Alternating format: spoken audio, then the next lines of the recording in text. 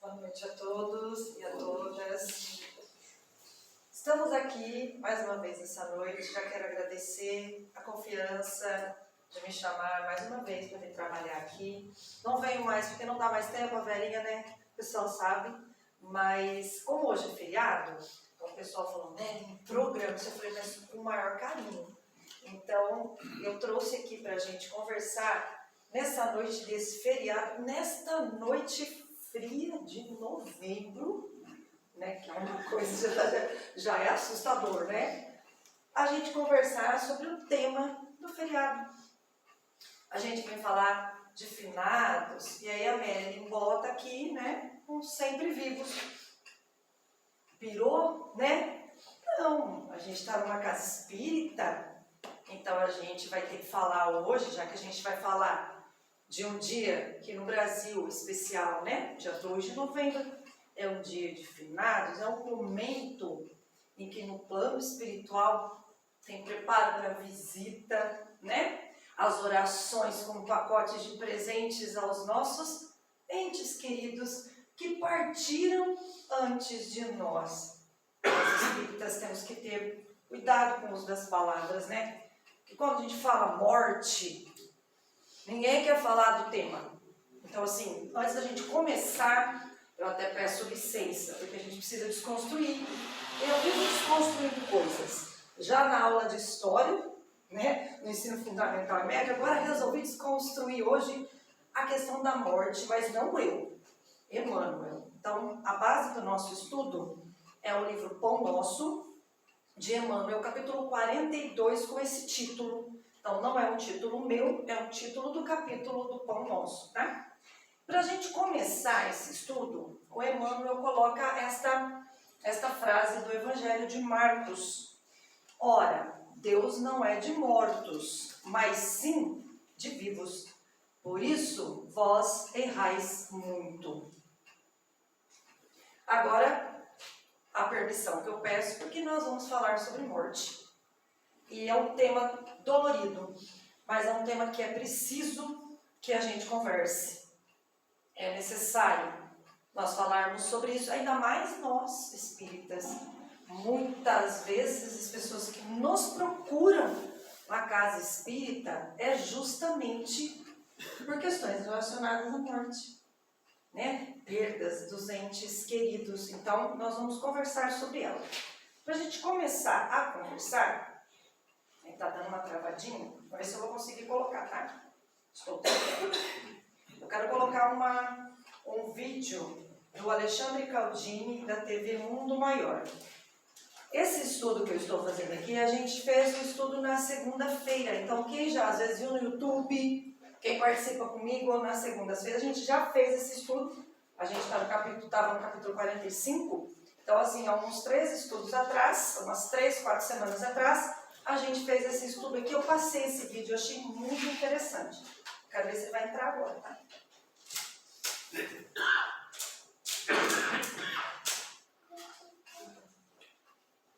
Está carregando.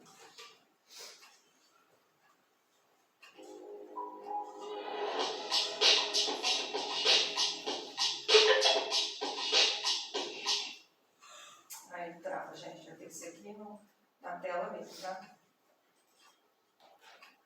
Você põe na tela cheia de trava. Só se aumentar ali na bolinha. Ali mesmo. Aqui, ó. Isso. Não, aqui. Não. Em volta tem uma tela. Isso. Ah, não, ele sai da tela. Aí configura, né,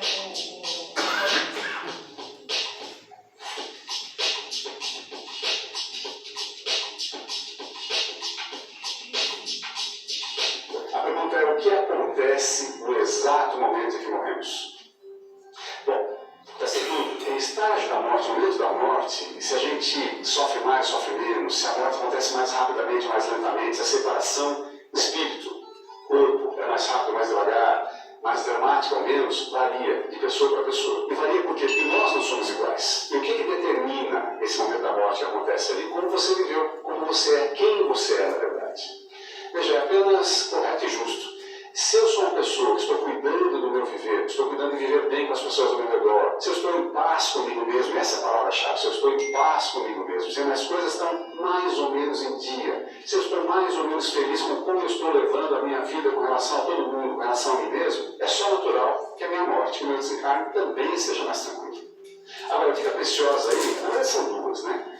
Uma é estudar a morte, pensar na morte. A gente evita falar da morte, a gente não quer saber da morte, faz de conta que ela não existe, mas ela existe, e ela acontece a todo momento, no mundo todo, para todas as pessoas, acontecerá para você também, para as pessoas que estão à sua volta, que vão morrer, talvez antes de você, e consigo próprio, né? Então, falar sobre a morte, pensar a morte, estudar a morte é fundamental para que nós não temamos a morte. Essa é a primeira dica. Então, prepare-se para a morte, super na boa, com leveza, com tranquilidade. É um assunto que sim deve ser discutido com a família, deve ser discutido com crianças, claro, usando a linguagem adequada para crianças. É fundamental discutir o que vai ser do seu corpo quando você morrer. Você vai doar seus órgãos antes de morrer, sim ou não? Tudo isso é importante você conversar com a sua família antes que a morte ocorra, é claro, né?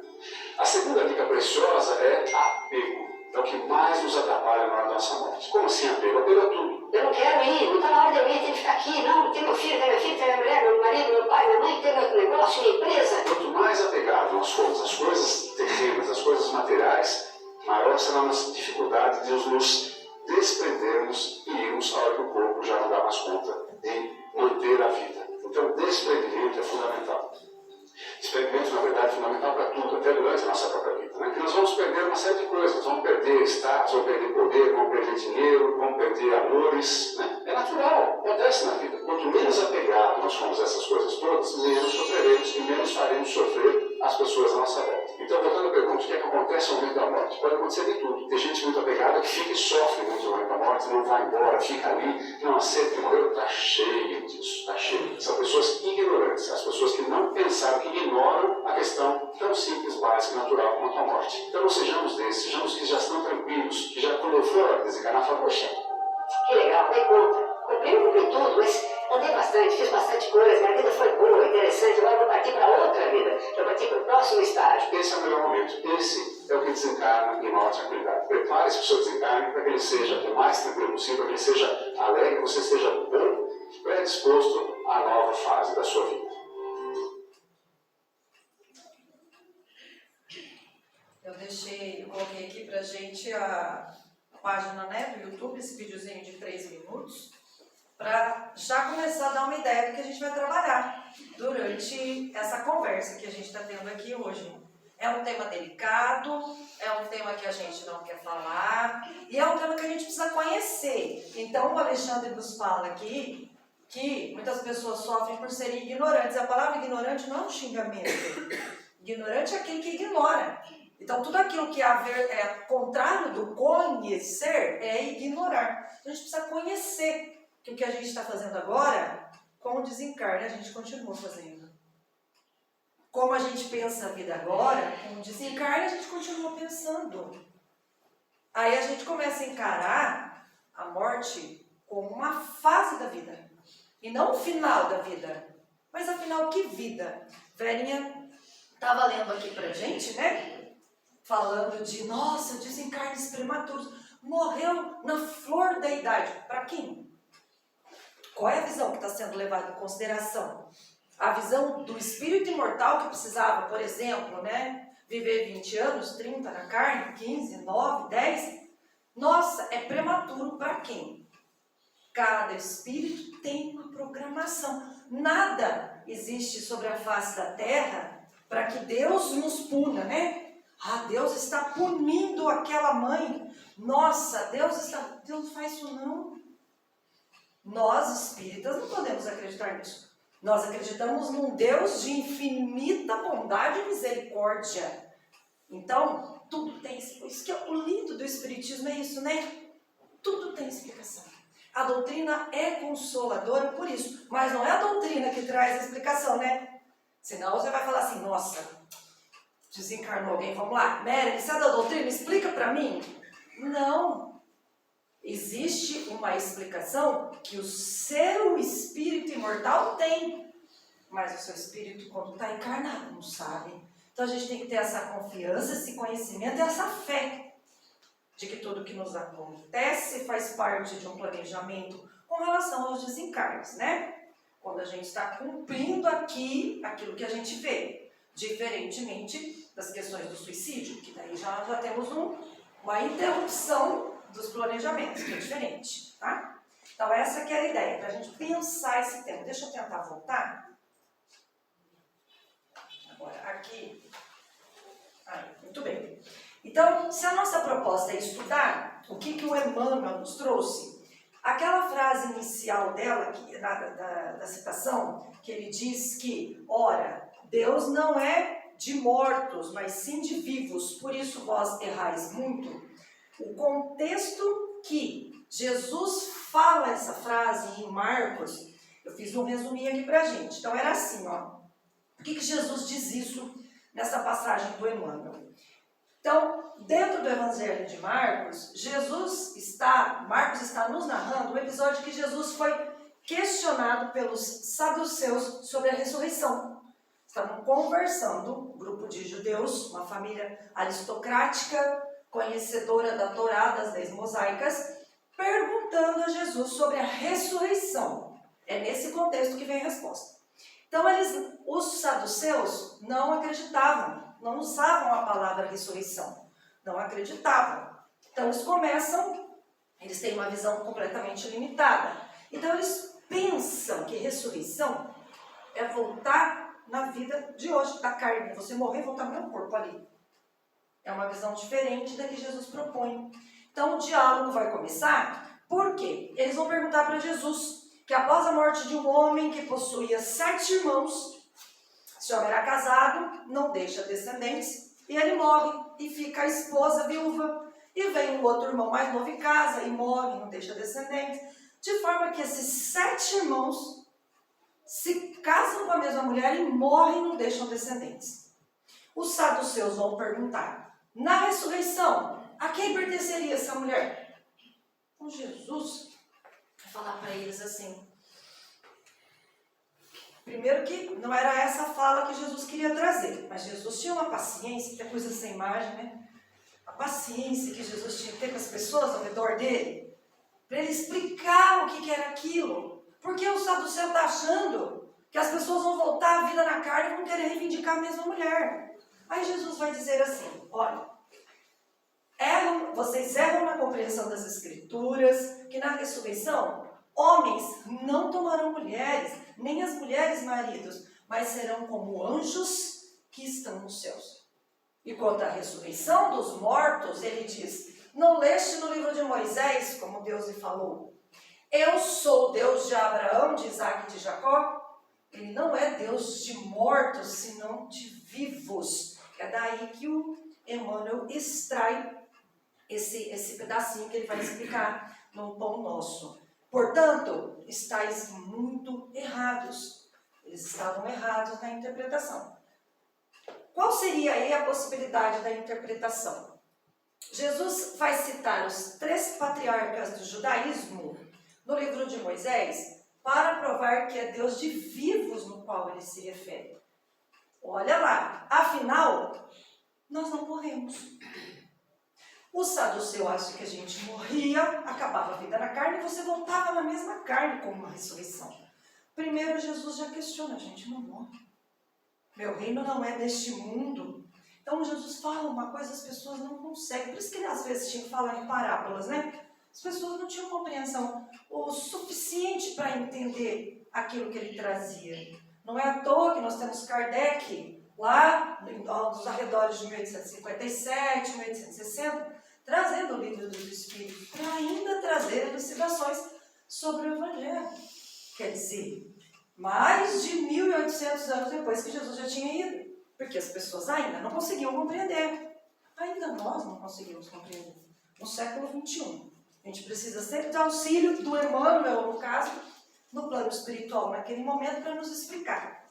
Então, ele vai dizer, a morte é uma palavra que usamos para definir o fim da vida na carne. Essa é uma interpretação que a gente pode trazer nessa passagem de Jesus. Nós continuamos todos vivos. Olha, né? Sempre vivos. E mais que isto, já morremos inúmeras vezes. Já imaginou? A gente vinha aqui falar no dia de finados que nós já morremos inúmeras vezes? Porque nós já morremos. A gente não lembra. Porque quando a gente faz o processo de retorno à carne, na reencarnação, as inúmeras vidas anteriores, nós não lembramos. Ainda bem, né? Deus é tão misericordioso que Ele não deixa que a gente lembre. Porque senão, eu tenho certeza que se a gente lembrasse o que a gente fez um pro outro, só que nessa palestra que eu estou dando, não tinha ninguém, já tinha todo mundo embora. Vão lembrar, lá, falando, né? Ela fez isso, fez isso, fez isso. Então é importante que a gente esqueça. As nossas famílias são locais em que reencarnam os espíritos que mais estão endividados uns com os outros. E se a gente lembra da dívida? A gente cobra a dívida. A gente não consegue ainda viver essa dívida de maneira a cada um evoluir individualmente no conjunto. Então a gente precisa esquecer, né? Essa é a ressurreição que Cristo propagou, a sobrevivência do espírito à passagem da falência do corpo de carne. E aí eu escolhi uma imagem, né, da pessoa desencarnando e começando a ver ao seu redor os entes, né, que estavam ali o esperando. O meu pai, antes de falecer, em julho deste ano, estava com o cuidador passando a noite com ele, e a gente não esperava que dessa vez ele fosse. E aconteceu isso, aqui que eu pensei em pôr essa imagem por isso. Ele tinha ido para trocar apenas a válvula do estômago dele. E desencarnou ali. Mas, na noite do desencarne, o cuidador ouviu ele falando assim. Já estava, quase não falava, completamente dementado. Aí o cuidador ouviu ele falando assim, meu filho está aqui. E o cuidador falou, meu filho, não tem filho? Não sabia que o meu irmão tinha desencarnado. Há alguns anos antes, né? O Edmar, que pertencia à casa espírita. Então, aí ele saiu do quarto depois, né? Chegou para mim e falou, Nery, o seu pai estava delirando na hora da morte. Ele disse que o filho dele vai buscar ele. Quem é o filho? Eu falei, o meu irmão, que morreu em 2018. É esse processo aqui, ó, que esse senhor está passando no desencarne. Né? Ele morreu. Para que olhos? O olho da carne e o olho do espírito. A vida continuou no estado em que ele estava. Continuou. Por isso que é importante a gente discutir essa questão hoje aqui nos dias de finados, tá? Na questão 70 do Livro dos Espíritos, nós temos a seguinte pergunta. E que se transformam a matéria e o princípio vital dos seres orgânicos após a morte? A matéria inerte se decompõe e vai formar novos seres. O princípio vital, o que é isso? Que é o espírito, retorna à massa sem perder a individualidade. A gente desencarna levando conosco o que nós somos. Inclusive, não o que nós fomos em uma vida, o que nós somos em todas as vidas, mas ainda dormente na nossa grande mente espiritual. Aos poucos, demora, né? A gente também não desencarna e lembra de tudo, tá, gente? Depende de cada um, depende da situação de cada um. Você vai lembrando aos poucos o que lhe é permitido que você dá conta. Porque, dependendo do nível de débitos que nós temos, lembrar de muita coisa nos faz mal. E a gente não consegue despertar tranquilamente no plano espiritual. Olha o cuidado que existe conosco. Olha, se a gente pudesse ver o cuidado que está tendo conosco aqui agora. A gente não consegue ver, mas a gente pode sentir.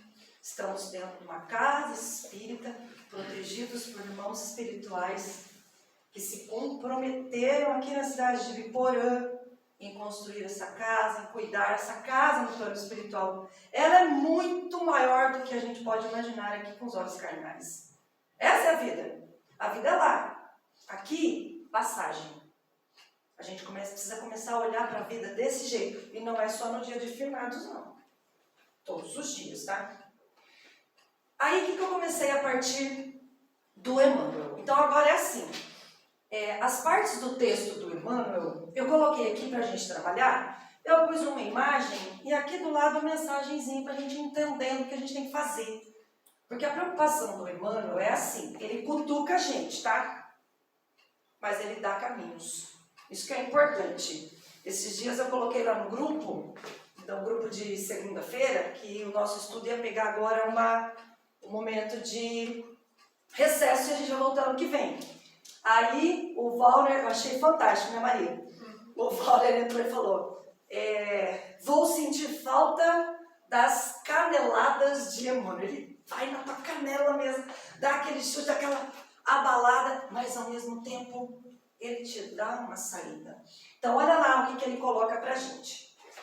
Esse é o capítulo 42, ó. Considerando as convenções estabelecidas em nosso trato com os amigos encarnados, de quando em quando nos referimos à vida espiritual utilizando a palavra morte. De vez em quando. Plano espiritual não é para usar direto essa palavra, não existe.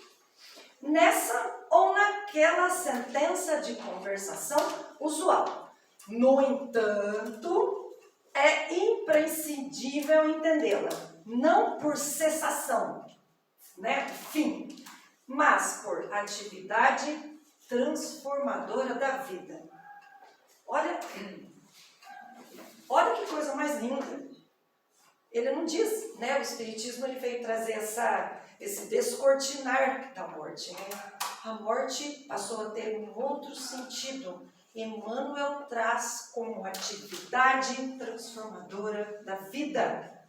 A vida na carne retorna à vida espiritual. Cessa, né, uma atividade carnal e inicia a atividade perispiritual e espiritual.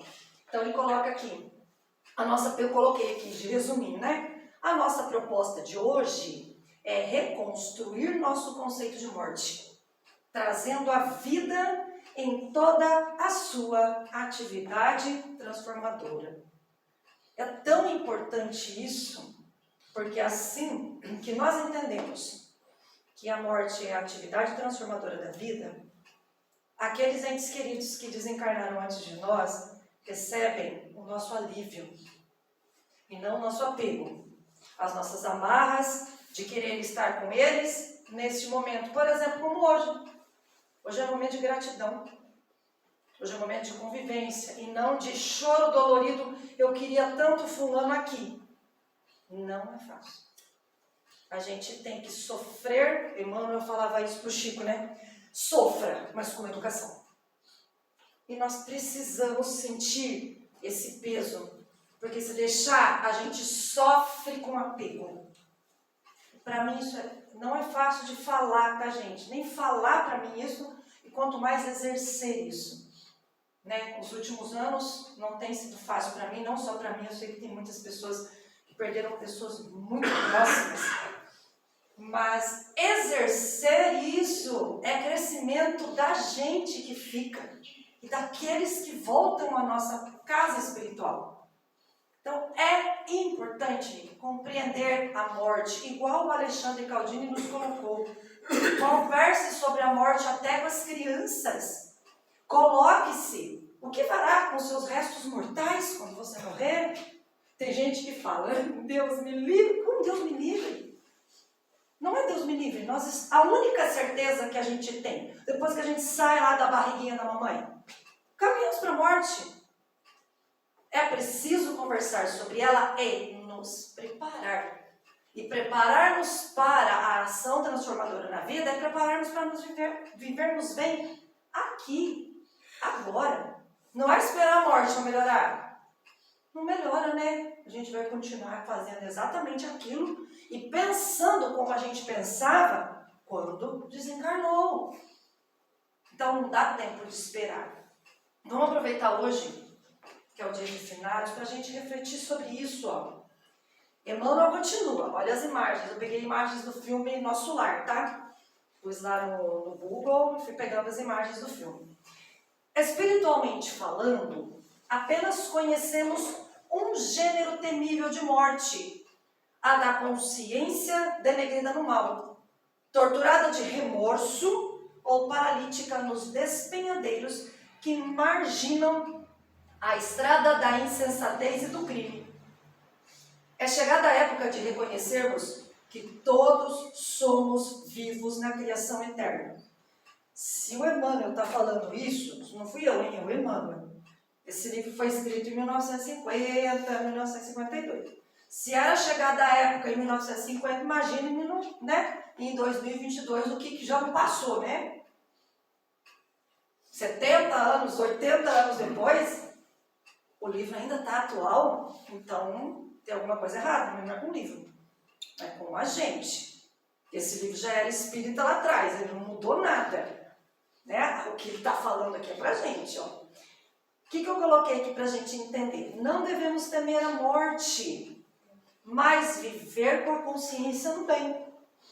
O gênero temível de morte é para as pessoas com a consciência denegrida no mal, torturada de remorso ou paralisada por esse mal. Se você vive já aqui na Terra, no bem, com a consciência no bem, não tem medo. A gente estava falando ali, antes de começar, né, do livre-arbítrio. Por que a gente tem que ter? Porque a gente tem que saber escolher no bem. Muitas vezes a gente passa por caminhos tortuosos para a gente aprender a viver. E assim, o Evangelho nos trouxe isso também. Ele diz assim, na leitura que a Verinha nos fez: muitas vezes o mal para você hoje, você não sabe, mas é o grande bem que você precisava no futuro. O que é o bem e o mal? Depende do seu olho terreno ou depende da misericórdia de Deus, que sabe o que é a verdade? Desculpa, né? A verdadeira verdade, digamos assim. Esse reforço desse pleonasmo, né? Aqui, olha, eu pensei várias vezes em pôr uma imagem, gente. Aí eu falei, não, eu vou pôr. Por que eu escolhi essa? Vocês já vão entender. O Emmanuel, ele também, aqui ele vai falar da Igreja Católica, das organizações evangélicas. E para o espírita não achar que ele está na crista da onda, ele está no meio. O Emmanuel, ele nunca disse, os espíritas serão salvos por quê? Eu fui lá na casa espírita toda quarta-feira. A Mary, nossa, ela dá palestra. Não é essa a ideia, não. Então, olha o que ele fala. Ó. Em virtude de tardar semelhante conhecimento nos homens, é que se verificam grandes erros. Em razão disso, a Igreja Católica Romana criou em sua teologia um céu e um inferno artificiais. Diversas coletividades das organizações evangélicas protestantes apegam-se à letra, da onde? Das escrituras, né? Crentes de que o corpo, vestimenta material do espírito, surgirá um dia dos sepulcros, violando os princípios da natureza. Até aí você fica assim, né? É verdade. Católico, né? Evangélico. E o espírita? O que o espírita pensa disso? Opa! Inúmeros espiritistas nos têm como fantasmas de laboratório, ou formas esvoaçantes vagas e aéreas, errando indefinidamente. Como a gente pensa que é o espírito e um plano espiritual?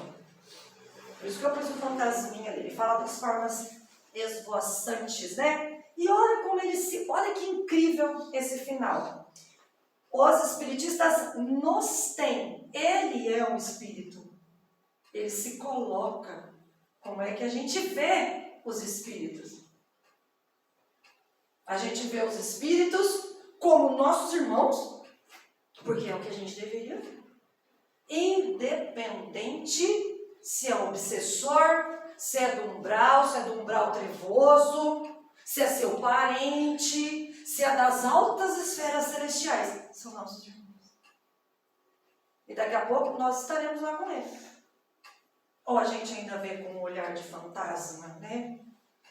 Dentro do espiritismo, as religiões espiritistas, que acreditam em espíritos, nós temos as pessoas que são médiums. E tem gente que fala assim, Deus me livre de ver espírito. Ou pergunta para quem é médium, como é um espírito?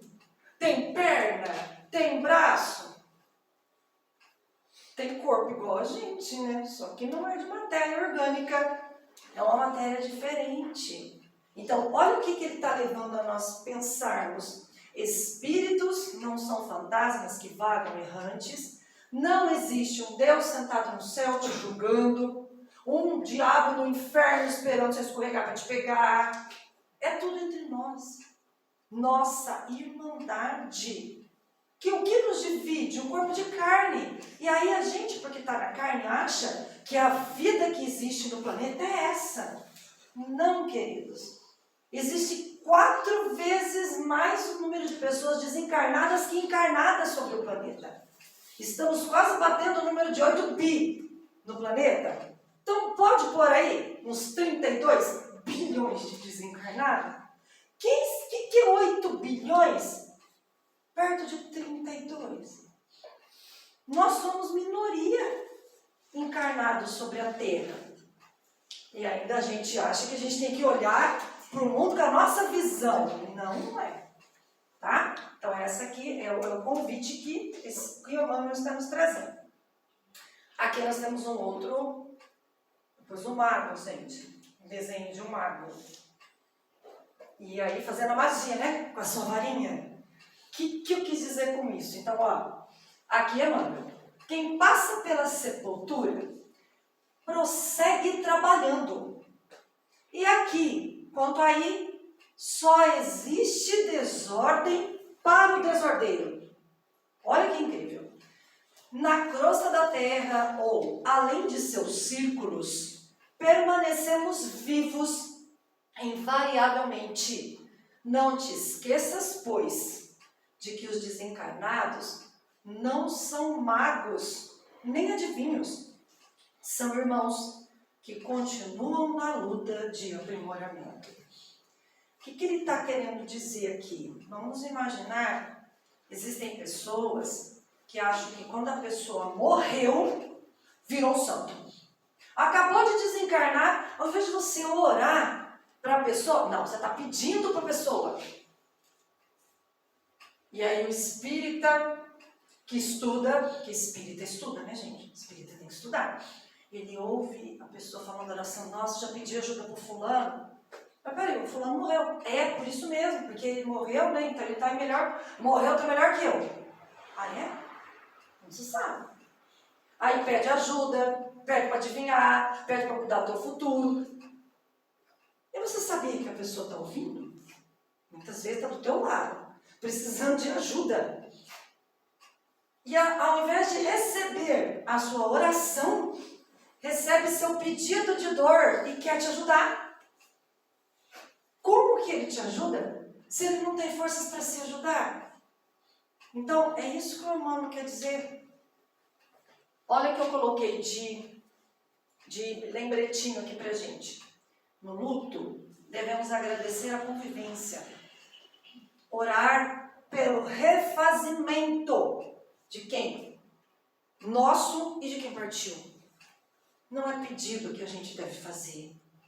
Não é acreditar que a pessoa virou um santo. Não é pedir para fazer adivinhações. Não é crer que a pessoa está melhor porque desencarnou. Não é essa a ideia. E ter boas vibrações. Então, a gente tem que passar pelo luto? Tem. Quem não passou, vai passar. Como? Com conhecimento, com controle e principalmente dentro do espiritismo com responsabilidade. Porque é doído demais para alguém que partiu, que está doente muitas vezes em situações de penúria, ouvir o seu pedido despreparado e não conseguir auxiliar. Quando na realidade, nós com o nosso conhecimento, nós não somos melhores, gente. Nós não somos melhores, não é isso. Não é questão de ser inferior. É questão de ter um comprometimento com o seu crescimento individual, auxiliando no crescimento daquele que partiu antes de você. Reconhecendo que logo, logo, ele vai estar bem, ela vai estar bem, trabalhando no plano espiritual. É isso que é importante a gente entender. Outra coisa, a gente não precisa ir até o cemitério para orar pelas pessoas que desencarnaram. A gente pode orar de onde nós estivermos, que eles vão receber as nossas orações benfazejas. E também vão receber pensamentos negativos e pedidos de apego. Todos, o nosso estudo da semana passada, quem estava lá comigo vai lembrar, estava Maria, Pardal, Everton, né? Estou pulando alguém? A gente estava falando sobre o poder das orações e dos pedidos que a gente faz nas preces. A gente carrega, o Emmanuel falando, no nosso entorno do perispírito, os pedidos que a gente faz. Então, você vai andando, você vai trabalhando, você vai carregando aqueles pedidos. Então, tudo o que for positivo, tudo que for do bem, alcança o bem, mas aquilo que não for também alcança. E depois você não sabe por que você termina um dia pesado, arrastando suas pernas, o que você estava pensando? Dá uma olhada no teu pensamento. Às vezes a gente está até com a oração errada. E o Emmanuel voltou, como diz o Bauer, uma canelada na gente, falou: ei, educação na oração, meu irmão, minha irmã. Educação no medo, educação no luto, educação em tudo. E a educação é nesse sentido, tá? De conhecimento e de respeito entre as pessoas. Aí ele vai dizer, ó, encontramos a morte tão somente nos caminhos do mal, onde as sombras impedem a visão gloriosa da vida. Guardemos a lição do Evangelho e jamais esqueçamos que nosso Pai é Deus dos vivos e imortais. O que significa isso? Que é o último. Ó. A gente pode encontrar a morte se você acredita. E a gente sabe disso, quem participa de sessão mediúnica. Que a morte é o fim, que o espírito deita lá no teu corpo e fica lá, dormindo. Muitas vezes sentindo até coisas que não era para estar sentindo, né? Porque lá no Livro dos Espíritos diz, né, que o nosso princípio vital é uma coisa, mas o nosso corpo se degrada e você fica sentindo a degradação do corpo. Por quê? Como você viveu a vida? Acreditando que o corpo findava e o seu espírito continuava?